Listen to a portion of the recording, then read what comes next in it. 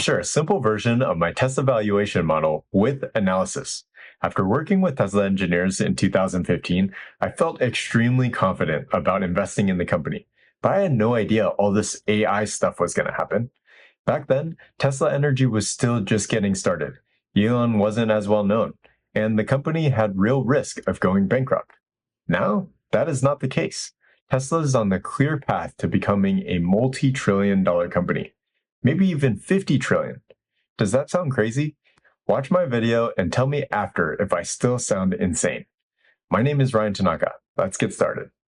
Before I go through the numbers and the charts, I have to first provide a nice framework for understanding, because I feel like I understand Tesla in a way that most non-employees just can't. First of all, Tesla is its people. Tesla is its employees, its customers, its supporters, its internal leadership. Tesla is its people. And that's true for any company. Think about if you had a choice between investing in startup A or startup B. Which one are you going to choose? You're going to choose the one with the best people.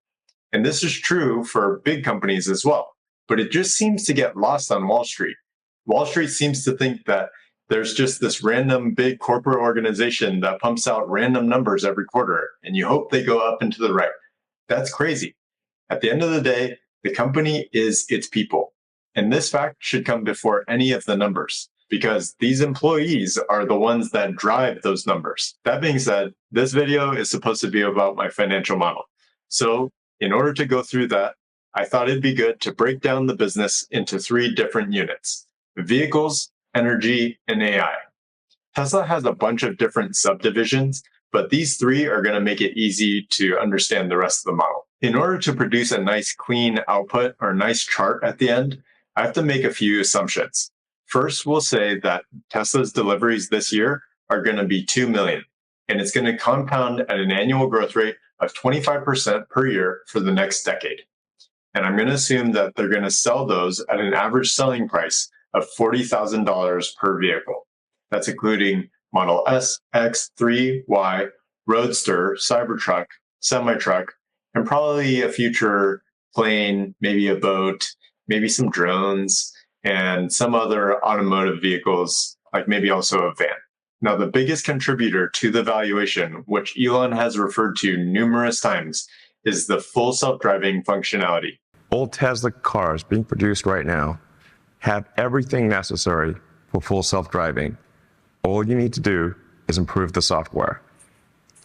So many people don't realize this, but when you buy a Tesla, you can connect your car to your home Wi-Fi. You can download and install software updates almost every month. And over time, those software updates will improve the self-driving functionality of your car. And the reason that Tesla is able to do this is they have a tremendous data advantage. They have more than 6 million vehicles on the road around the globe.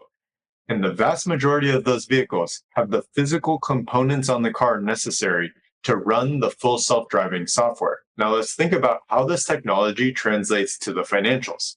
Tesla offers this full self-driving capability as a one-time purchase when you first buy the car, or as a monthly subscription.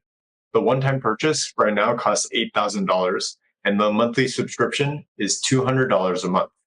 We'll continue with a few other key assumptions. So go to the 3rd bullet point, and like I said, it's $200 per month right now. And I assumed that that's going to continue to increase over time at an annual growth rate of 20%. So by year 2033, people should be paying around $1,200 per month just to run this software. The reason that they would consider doing this is if you get to true full autonomy, where the car is able to just pick anybody up and just drive on its own, just like how an Uber driver would now, then in theory, you could go to sleep, add your Tesla to the robotaxi network, and have it just drive for you during the night, printing you money. Another assumption that I made is that all of Tesla vehicles will have a 30% global adoption rate for full self-driving. And the last assumption refers to Tesla's energy business. I assume that this year they're going to deploy 30 gigawatt hours of energy storage, and that's going to continue to compound at 35% per year for the next 10 years.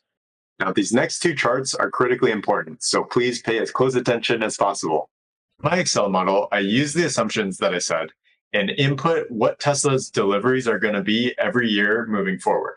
And then I totaled them up to show what their growing fleet would be by year 2033. And then I assumed that 30% of them are going to be equipped with full self-driving. And therefore, 30% of the vehicles are going to be paying that full self-driving monthly subscription. This is Wall Street's absolute favorite. High margin, monthly recurring revenue. Oh, and add on top, it's quite sticky.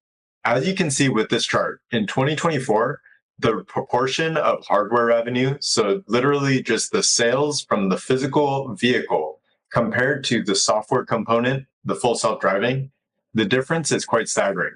The hardware completely dwarfs the software component. But over time, because the fleet is growing and the software is simultaneously improving, the proportion of hardware revenue to software revenue starts to shift in the other direction. Also, I should add that these are mind-blowing numbers. Think about in 2033 with these fairly conservative assumptions that Tesla is going to do more than $1 trillion in revenue. Now, this is the most ridiculous chart of all. It's super underlooked by most investors, and Wall Street simply has no clue. This is the reason that Elon keeps saying that the only thing that you should really care about if you're a Tesla investor is autonomy. It's because over time, the vast majority of Tesla's profitability is going to come from software. And this makes sense because software margins are way better than hardware margins. Software is way easier to develop, way easier to deploy, and there's practically no maintenance, relatively speaking. So you can see that although right now the revenue and profitability of the physical components, the vehicles that Tesla's selling, far surpasses the revenue and profit of the full self-driving subscription. However, over time, it's going to flip the other direction.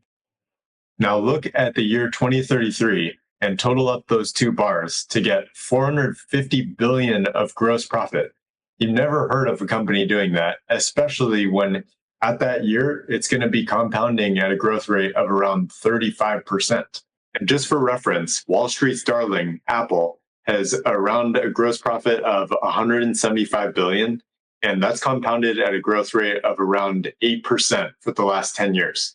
They have a valuation of 3.5 trillion. So not that you should base your valuation off of this, but the fact that Tesla is going to get to 450 billion in gross profit, growing at around 35%, and they're currently valued at around 800 billion, that should tell you something. And we are so early in Tesla's story. I didn't include so many different components of Tesla's business that already exist.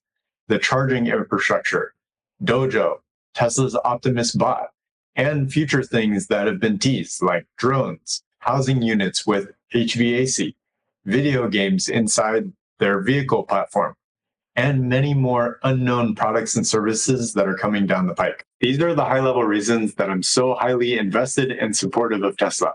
Also, you may have heard on my channel that I'm doing $1 million challenge, where at the end of the challenge, I'm going to be giving away 3 Teslas. If you want more details on that challenge, go to my page on X at Ryan Tanaka 3 to learn more. Thanks for watching.